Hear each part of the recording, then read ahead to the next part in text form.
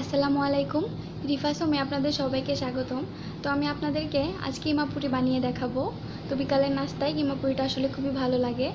তো চলুন কিমা পুরি বানানো শুরু করা যাক। এখানে আমি 1.5 কাপ ময়দা নিয়েছি। এবার আমি এই ময়দাতে দিয়ে দেব 2 টেবিল চামচ পরিমাণ তেল, সয়াবিন তেল, দিয়ে দেব পরিমাণ মতো লবণ। এবার আমি এই ময়দা, তেল এবং লবণকে ভালো করে একসাথে মেখে নেব। তো দেখুন আমি ময়দার সাথে খুব ভালোভাবে তেল এবং লবণকে মিশিয়ে নিয়েছি। এবার আমি অল্প অল্প করে পানি দেব এবং ময়দাটাকে মাখব। ময়দাটাকে আমি খুব ভালোভাবে মেখে নিয়েছি। দেখুন ডোটা কিন্তু খুব বেশি শক্তও হবে না আবার নরম হবে না, এটা কিন্তু আমার হাতের সাথে লাগছে না। তো এরকম করে আমি এটাকে মেখে নিয়েছি। এখন আধা ঘন্টার জন্য আমি এই ময়দার ডোটাকে ঢেকে রাখবো এবং এখন কিমাটাকে প্রসেস করে নেব। তো এখানে আমি গরুর মাংসের কিমা নিয়েছি, আপনারা চাইলে মুরগি বা খাসি যে কোনো কিছুরই কিমা নিতে পারেন।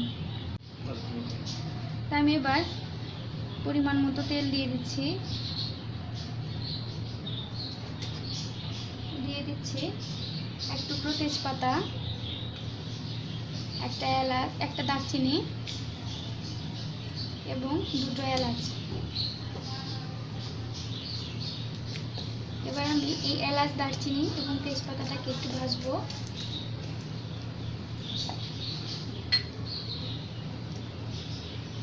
তো ভাজা হয়ে গেছে, এখন আমি এখানে পেঁয়াজ কুচি দিয়ে দিচ্ছি।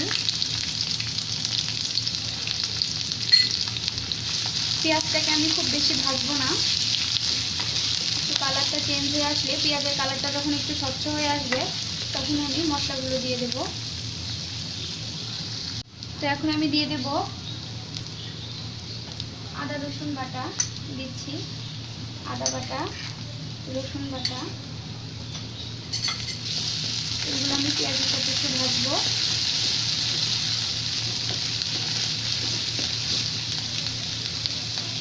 এখন আমি দিয়ে দেব হলুদ গুঁড়া এবং মরিচ গুঁড়া।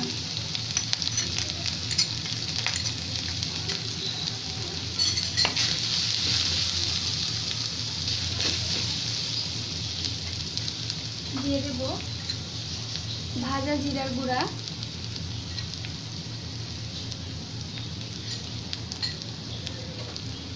এবং পরিমাণ মতো লবণ।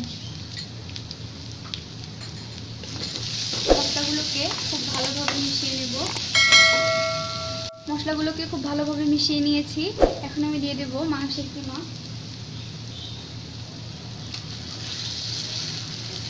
মাংসের কিমাটা আমি এখন মশলার সাথে ভালোভাবে মিশিয়ে নেব।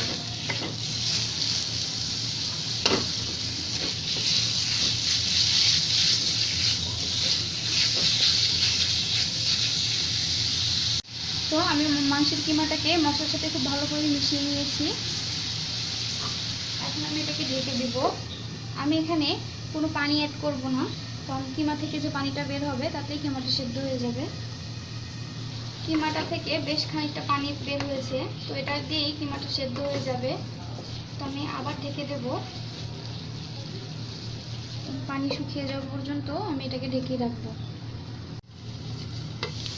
তো দেখুন কিমাটা হয়ে গেছে, কিমাটা খুব ভালোভাবে সেদ্ধ হয়েছে এবং পানিগুলো, বাড়তি পানি যেটা ছিল সেটাও শুকিয়ে গেছে।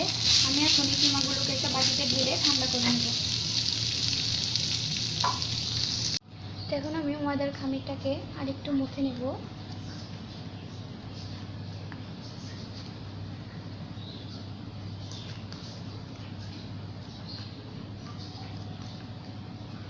এবং এভাবে ছোট ছোট লেচি কেটে নেব।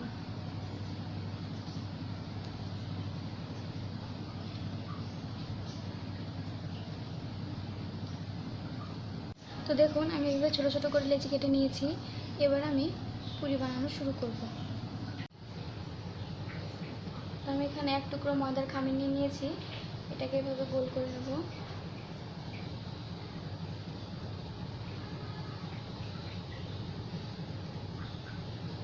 এবার আমি একটু তেল মেখে নেব এটার সাথে।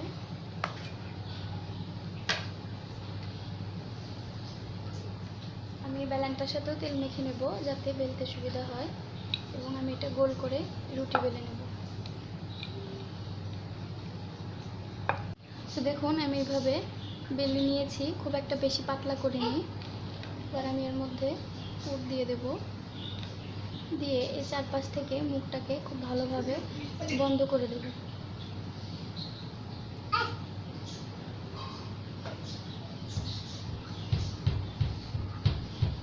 এবারে বন্ধ পাশটার থেকে আমি বেলব।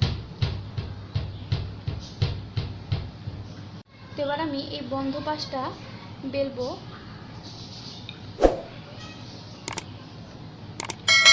খুব মোটা করে বেলবো না, পাতলা করে বেলবো না, পাতলা করে বেললে কিন্তু পুরিটা ফেটে যাবে। আমি এরকম মোটা টাইপ করে পুরিটাকে বানিয়ে নিয়েছি। এবং আমি এভাবে সবগুলো পুরি বানিয়ে নেব।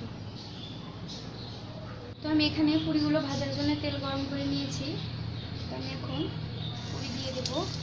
এটা কিন্তু খুব অল্প আছে, আস্তে আস্তে ধৈর্য সহকারে ভাজতে হবে।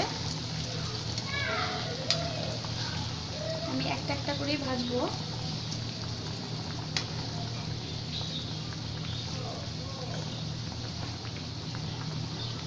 তো দেখুন পুরিটা ফুলতে শুরু করেছে।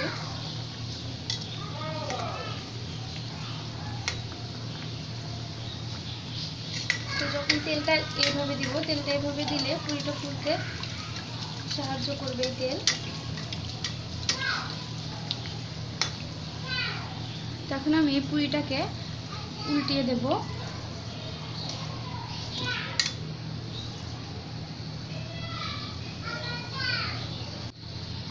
তো আমার এই পুরিটা ভাজা হয়ে গেছে, দেখুন খুব সুন্দর ব্রাউন কালার হয়েছে। আমি এখন পুরিটাকে উঠিয়ে নেব।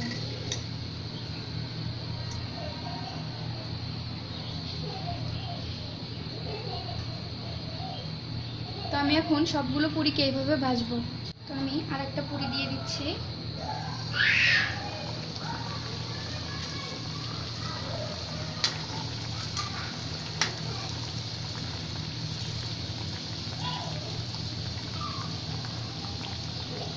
দেখুন পুরিটা খুব সুন্দরভাবে ফুলে উঠেছে। আমি এখন উল্টে দেব। তো এইভাবে আমি বাকি পুরিগুলোকেও ভেজে নেব। তো দেখুন আমার পুরি বানানো কমপ্লিট হয়ে গেছে। আশা করি আপনাদের রেসিপিটি ভালো লাগবে। তো যদি রেসিপিটি ভালো লাগে তাহলে লাইক করবেন, কমেন্ট করবেন, এবং নতুন নতুন আরও ভিডিও পেতে অবশ্যই আমার চ্যানেলটিকে সাবস্ক্রাইব করবেন। সবাই ভালো থাকবেন, সুস্থ থাকবেন। আল্লাহ হাফেজ।